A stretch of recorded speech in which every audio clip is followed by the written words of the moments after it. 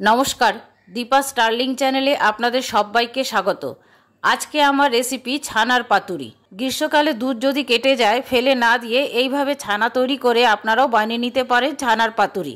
ছানার পাতুরি বানাতে উপকরণ খুবই কম লাগে, খেতেও অসাধারণ লাগে গরম ভাতের সাথে। চলুন দেখে নেওয়া যাক এই ছানার পাতুরি বানানোর ভিডিওটা। ছানার পাতুরি আমি বানাবো কলা পাতায়, সেই জন্য নিয়েছি কলা পাতা। কলা পাতাগুলো প্রথমে আমি রেডি করে নেব। গ্যাসের মধ্যে এইভাবে সেকে সেকে কলা পাতাগুলো নরম করে নেব। কলা পাতা যদি নরম করে নেওয়া হয় ফোল্ড করতে সুবিধে হয়, তখন ফেটে যায় না। কলা পাতাগুলো আমি ভালো করে ধুয়ে নিয়েছি, টাটকা কলা পাতা।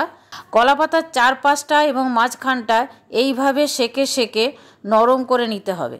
আমি একটা কলা পাতা আপনাদের সাথে শেয়ার করলাম। আমার যতগুলো কলা পাতা লাগবে সবগুলোই এইভাবে সেকে সেকে নরম করে নেব। কলা পাতাগুলো রেডি হয়ে গেছে। এখন আমি ছানাটা রেডি করে নেব। হাফ কিলো দুধ ছানা কাটিয়ে জল ঝরিয়ে রেখেছি। ছানাটা প্লেটের মধ্যে নিয়ে হাতে করে ম্যাশ করে নেব। এই রেসিপিটা বানাবার জন্য ফুল ফ্যাটযুক্ত দুধের কোনো প্রয়োজন নেই, যে কোনো দুধেই হয়, তবে ফুল ফ্যাটযুক্ত দুধে ছানা ভালো হয়। এর মধ্যে দেব 2 টেবিল চামচ সর্ষে পোস্ত পেস্ট। আমি সমান পরিমাণে সর্ষে আর পোস্ত তার সাথে কাঁচা লঙ্কা দিয়ে পেস্ট করে রেখেছিলাম, তার থেকে 2 টেবিল চামচ আমি এর মধ্যে দিয়ে দিলাম স্বাদ মতো নুন আর হাফ চামচ চিনি। দেব 2 টেবিল চামচ সর্ষের তেল। সব কিছু একসাথে ভালো করে মিশিয়ে নেব। এই রেসিপিটা বানাবার জন্য কোনো উপকরণই খুব বেশি পরিমাণে দেওয়া যাবে না। তেল, ঝাল, মিষ্টি সব কিছুই খুব অল্প পরিমাণে দিতে হবে। পরিমাণ ঠিকমতো না হলে তীব্র হয়ে যাবে, খেতে ভালো লাগবে না। সমস্ত উপকরণ একসাথে মাখা হয়ে গেল। এবারে কলাপাতার মধ্যে দেব 2 টেবিল চামচ ছানার মিশ্রণ। চামচে করে একটু সেট করে নেব।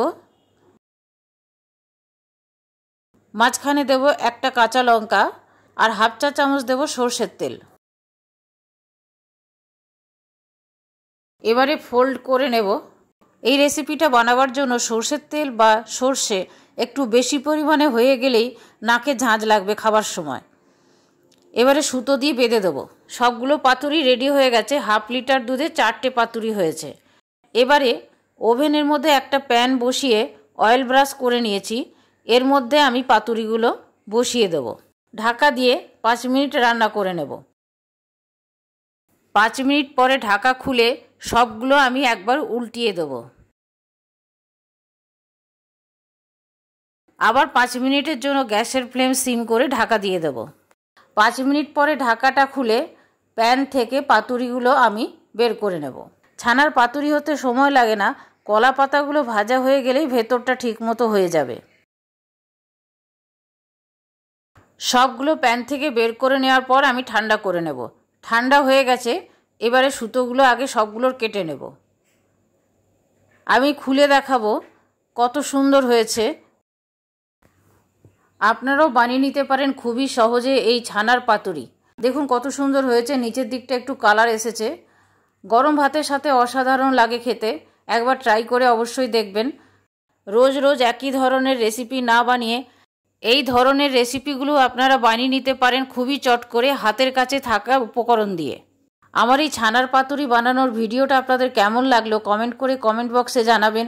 ভালো লাগলে প্লিজ একটা লাইক করে দেবেন, শেয়ার করবেন আর সাবস্ক্রাইব করে বেল আইকনটা টিপে দেবেন পরবর্তী নোটিফিকেশনের জন্য।